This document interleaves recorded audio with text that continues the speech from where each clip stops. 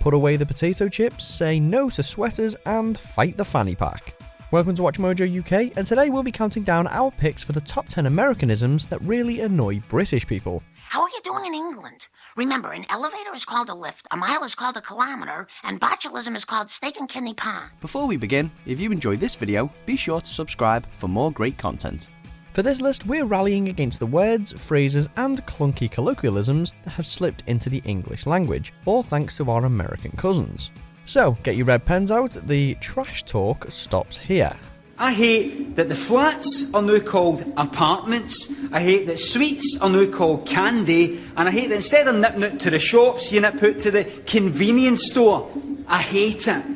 Number 10, waiting on something. So we keep waiting on the world to change. In general, US prepositions can be pretty awkward, but wait on seems to have caught on in the UK too.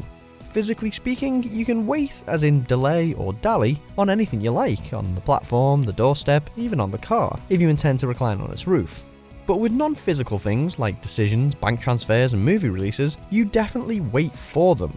Of course, waiters really do wait on, but most of the rest of us really don't. Oh, thanks very much. You blonde bastard. Number 9, I have gotten. I mean, I had gotten out of control and I didn't even realize it. If gotten were a noun, which it isn't, then you could conceivably have it. Maybe on toast or somewhere in your kitchen. But have we really gotten excited, anxious, or suitably irate? And when we splash out on designer t-shirts and tell our friends all about it the following day, we haven't gotten new clothes, we just got them. In fairness, most linguists agree that this sneaky suffix is rooted in traditional British English. Think ill-gotten gains, but it's a mostly American habit nowadays. Yes, might have gotten away with it too. If it wasn't for these blasted kids and their dog. Then you kids deserve a big thanks. Number 8, you do the math. Right. Let's do the math. This one just doesn't add up. Why study mathematics plural, just to be told to do the math singular?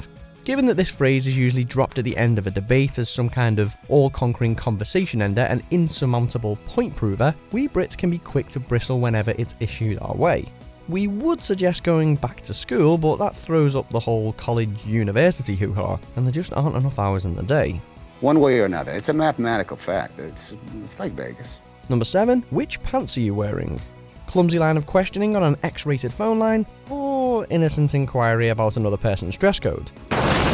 Just shut it and put your pants on! Of course, the underwear or trousers talk all depends upon which side of the Atlantic you're asking from. Interchangeable nouns can often lead expats to embarrassing situations. Remember, your car needs petrol unless it needs gas, which isn't the same fuel used for older style ovens. Sneakers are trainers, although there's nothing especially sly about them, and Band-Aid means plaster, but it's also a seminal 80s charity single, in case you forgot.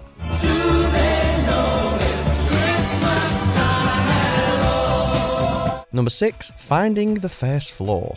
To another small but significant difference between British and American English, and one which, having crept over from the States, can cause understandable confusion in the UK.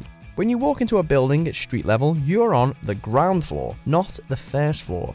The first floor is one flight of stairs upwards, but the Americanism says that that level is the second floor. It's not, but you can start to see why it's vital that the lift's in full working order.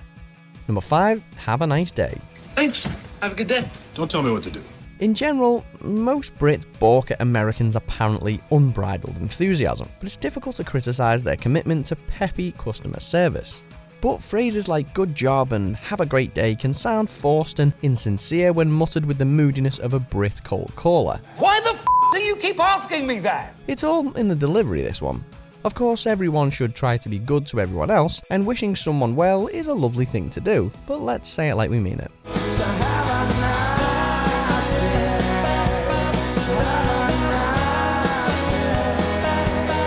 Number 4, quite right.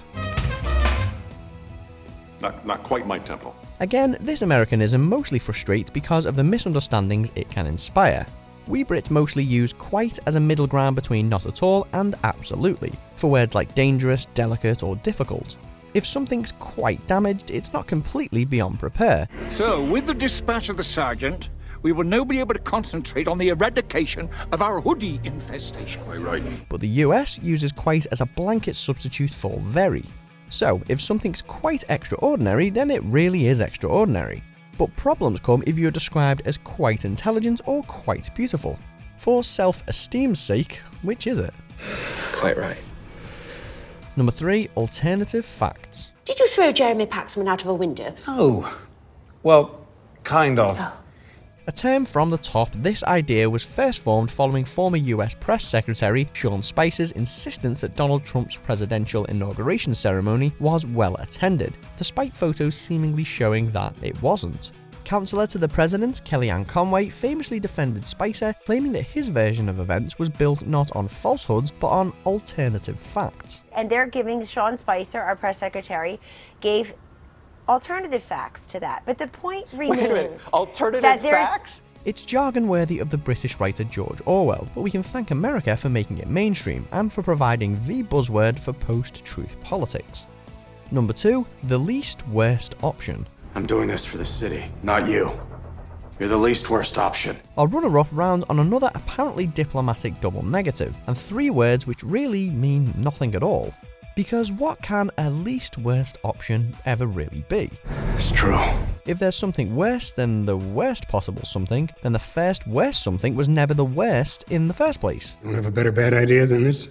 This is the best bad idea we have, sir. By far. It's pretty simple, really. Anything that's less worse than anything else can't possibly be labelled the worst, and the least worst of those things that are less worse is actually the best option available. Hallelujah. Number 1, I could care less. I could care less. I just want to do my job. Delivered when someone's past the point of caring, and if you've stuck with this video, then this presumably isn't you, so bravo. I couldn't care less makes perfect sense. Lose 2 letters and an apostrophe, however, and it definitely does not. I really couldn't care less. I could care less implies that there's still some caring to be had, which is rarely what the person speaking wants to convey. I could care less is like conceding that worse things have happened, but with regard to American English, they rarely have. Because that, as an expression for not or hardly caring, just makes no sense. Do you agree with our picks? Check out these other great clips from WatchMojo UK and subscribe for more great content.